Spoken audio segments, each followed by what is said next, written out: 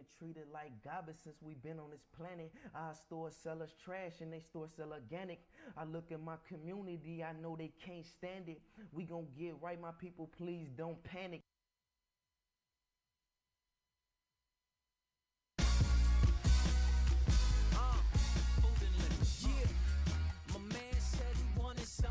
Last time I ate a home cooked meal was on Thanksgiving of last year.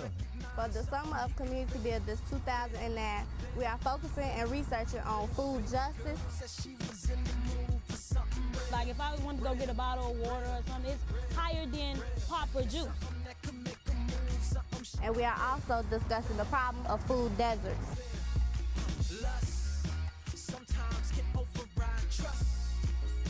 While making our discoveries, we partnered with Free Spirit Media to produce a documentary that would get our voices heard and show the community that the youth are concerned with issues in the neighborhood.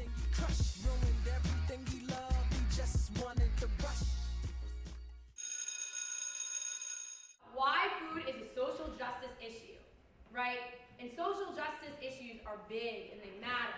And so we really want to get into this. So how is a food desert something that we need to take action on because we are not getting equal rights?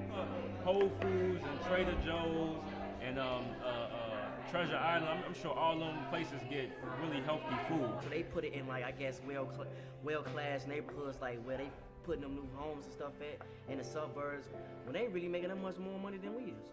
The grocery stores don't put their stores in certain neighborhoods because they probably don't know that the neighborhood is bad. They probably hear that this neighborhood is bad, so don't put your store in there because such and such happened when they really don't know. It's stereotyping us because it's not necessarily all this stuff don't pertain to all African Americans. I will emphasize that not everybody in the food desert is poor and not all these areas are poor. Another issue is what we call agglomeration. It's kind of a big clunky word, but basically agglomeration means that retail attracts retail and like attracts like. Other retailers might think, well, I don't know if I'd go to that place because if it was a great market, it would have been discovered already. Stores build places where they believe people will come, where they believe people will shop. I would love to be shopping at Leamington's because I like to support the local businesses.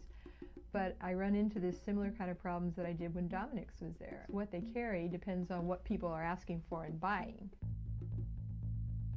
Did you get them food items from the grocery store in your community?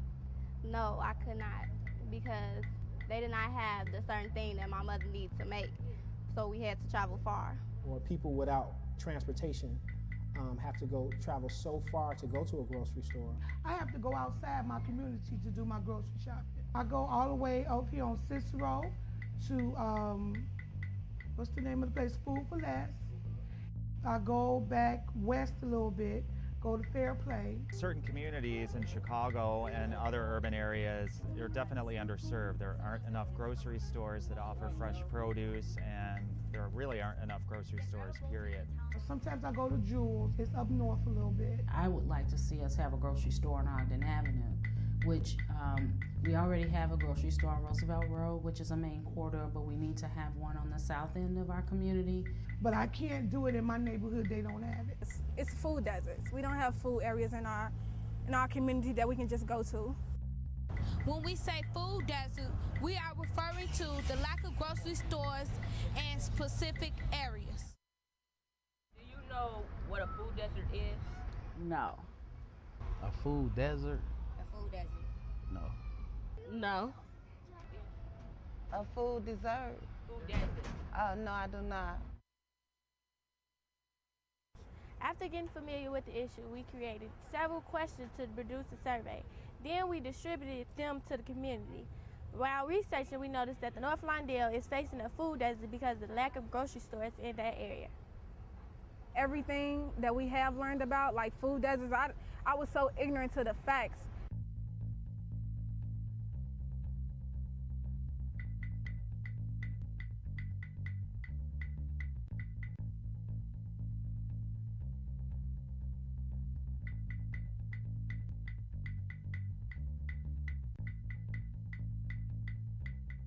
At first when we were doing the research, it kind of made me feel kind of mad because it is kind of true because all the good grocery stores is far out or up north or in the suburbs. but it's not in our community. Now, a lot of people don't want to speak up against only having one grocery store in the community. So, are you serious? Yes. Oh my God, I would write letters, talk to the people in my community and explain to them why this needs to change, like, you know, what you guys are doing now, interviewing, you know, come up with programs, really reach out to my people, and write to the congressmen, congresswomen, congresspeople, and tell my voice is heard. You want to find out who in your community is already looking at this issue. Sometimes we think of a solution to a problem and we think that we have the only answer. Then, you know, usually there are three to four others who are already working on the problem, but they're also working on it alone, right? My name is Shaquita, and I work at the Green Youth Farm. And today we have a market. We are selling radishes, cucumbers, zucchinis. We have scallions. We have mixed lettuce, collard greens, cucumbers, carrots. We have different herbs like parsley, dill, and we have basil and kale.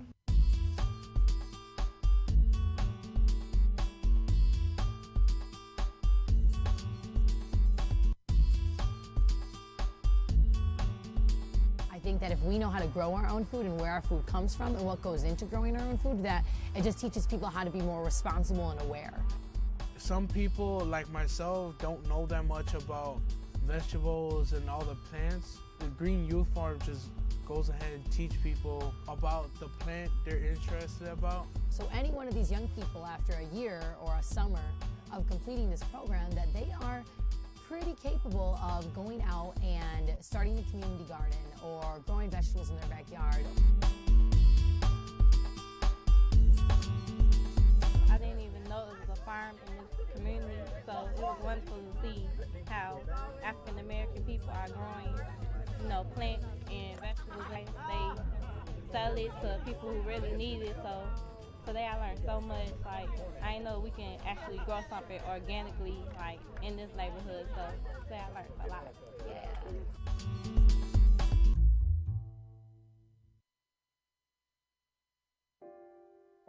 And I feel like we can make a change if everybody get their voice heard.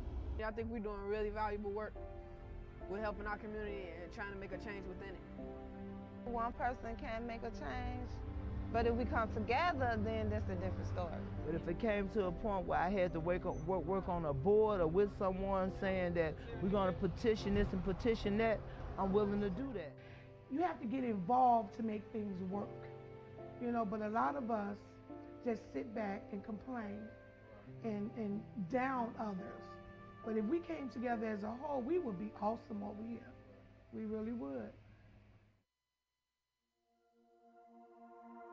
We think that it's important for us to let the people in the community know more about food deserts, because if they knew, then they would strive to get better food access.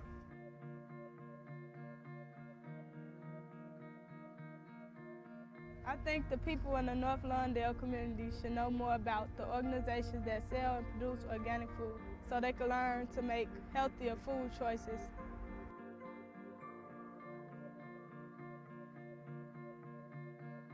We need the community to be more aware to the access we have already. So sampling the healthy food choices these places sell will help them realize that there are better choices than junk food in our community.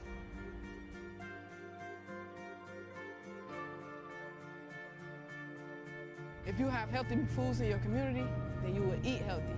If it's not available, they're not going to eat it.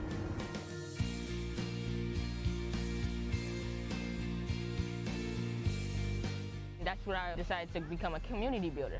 We're trying to get better grocery stores and things of that nature.